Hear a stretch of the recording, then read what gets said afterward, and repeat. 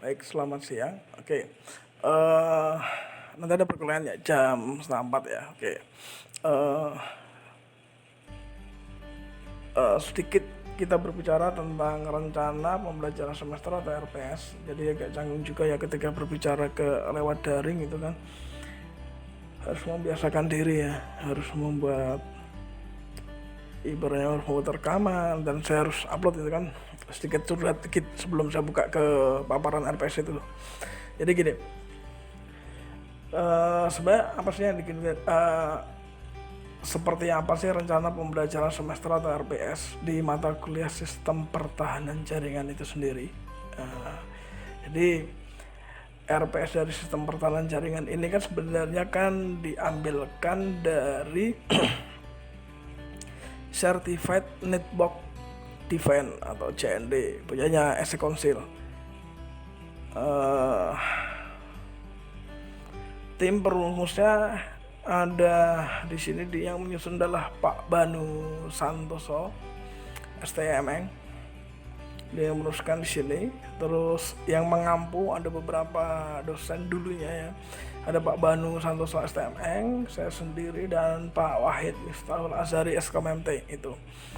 Sedangkan data presentasi penilaian itu persensinya tetap 0%, ya, persensinya tetap 0%. Ada ujian mid, ujian akhir, dan tugas. Kenapa kita nggak diambilkan responsi? Sebenarnya nanti juga ada responsi yang mungkin akan saya buat di waskita.amikom.ac.id. Untuk materi RPS ini sudah saya upload di waskita.amikom.ac.id. Untuk klasifikasi nilai, jangan sampai nilainya masuk ke antara D dan E ya, kalau bisa ya A dan B. Jadi nilai C itu boleh mengulang atau ikut di remedial. Kalau zaman dulu namanya ada semester pendek. Karena mengingat jumlah bobot SKS di mata kuliah ini juga lumayan besar. Jadi ada 4 SKS dibagi menjadi dua teori dan 2 praktikum di sini.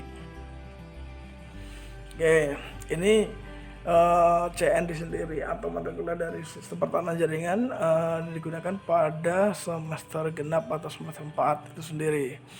Nah, secara umum atau secara gambaran umum, mata kuliah ini bertujuan untuk memberikan keterampilan dasar yang diperoleh dari perkuliahan berupa kemampuan analis, ancaman atau environment atau keamanan internal dan eksternal pada jaringan dan servis yang digunakan.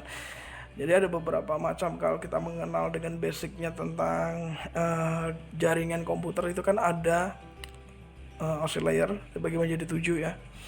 Jadi kita nggak berbicara step by stepnya atau layer 1 apa, layer 2 nya apa, layer 3 apa, tidak seperti itu. Tapi yang kita kupas adalah layer 1 nanti berupa layanan apa saja itu yang harus dipelajarin di situ sendiri. Oke.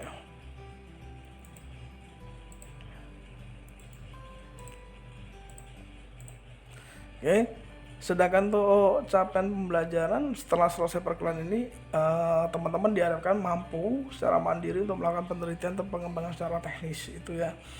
Jadi kan sudah dapat sertifikat CND, nanti kedepannya kan seperti itu. Jadi teman-teman sudah bisa mandiri dan mengembangkan kemampuan, minat, dan bakat teman-teman sendiri. Anda kalau mau lari ke IoT boleh nggak boleh, atau ke cyber boleh nggak boleh. Apa sih hubungannya dengan IoT dengan cyber ya? Anda akan melihat hubungannya tentang ada Alfamart pasti ada Indomaret, ya sama seperti itu hubungannya ya. Jadi ketika kita berbicara IoT tentang data signaling, ada hal duplex, full duplex dan sebagainya. Kita mengenal juga dengan korelasi dengan cyber market sendiri atau cyber security-nya sendiri. Bagaimana meningkatkan keamanan pada ibaratnya dengan multi platformnya di sini ya. Contohnya misalnya kalau sekarang ini ada beberapa lampu yang bisa di remote, ini kan juga IoT juga. Cuma di situ pasti ada kelemahan ya kan. Nah, nanti kelemahan itu yang akan masuk ke dalam cyber. Jadi cyber dengan IoT itu tetap jalan satu rumpun ya, sebenarnya nggak bisa terpisahkan di situ. Nah, prasyarat di dalam pengetahuan awal harus mengetahui minimal jaringan komputer 2 itu ya, yang diwajibkan dengan prasyarat di mata kuliah sistem pertahanan jaringan. Unit pembelajaran secara spesifik ini adalah sampelnya, nanti teman-teman bisa baca juga juga sudah saya upload di waskita.amikom. Nanti akan saya upload ulang lagi di web dosen. Nanti semua materi yang dari Waskita nanti akan saya upload ulang lagi di web dosen amikom.ac.id. Oke. Jadi ini unit-unit pembelajaran secara spesifik, nanti tinggal dibaca. Jadi sama ya, kemampuan akhir yang dirasakan mahasiswa mampu menjelaskan dasar jaringan dan pertahanan komputer. Ini banyak ya. Jadi nanti boleh dicoba lagi beberapa bukan referensi deh teman-teman. Kalau mau latihan, coba nanti latihan forensik di network itu sendiri. Salah satu toolsnya bisa menggunakan PCAP X-ray atau bisa menggunakan yang lainnya. Atau kalau mau monitoring pakai Wireshark dulu juga nggak apa-apa sih. Itu pakai tool yang ramah kayak Enable juga nggak apa-apa. Atau pakai CLI ya, misalnya pakai RPMan, menggunakan RPMan A juga nggak apa-apa. Itu sah-sah saja dan bebas-bebas saja. Gitu ya. Jadi boleh teman-teman kalau mau berlatih-latih di rumah juga boleh. Jadi secara gambarannya fungsinya dari network ini seperti apa, itu nanti teman-teman pelajarin juga fungsi dari Netstat atau ARP atau POD-nya, kenapa bisa ke float jaringannya dan sebagainya, itu dipelajari sendiri nanti ya. Jadi modul-modulnya juga banyak, atau nanti kalau misalnya ada kesempatan saya buatkan video tutorialnya ke sana nanti. Jadi nanti sampai ada membahas tentang manajemen slot atau IDS IPS itu kan boleh pakai OSEC atau boleh pakai yang lainnya. Kalau di saya dulu makainya kalau nggak salah saya dulu pakai SATA-GAT itu ya, IDS IPS SATA-GAT dari stillsecure.com. Zaman dulu saya masih dapat file OVA-nya itu masih gratis ya. Jadi saya dikasih VM player-nya untuk menganalisa plus dibayar zaman dulu. Tapi kalau sekarang ini kan sudah enggak bersifat free, tapi udah komersil banget gitu.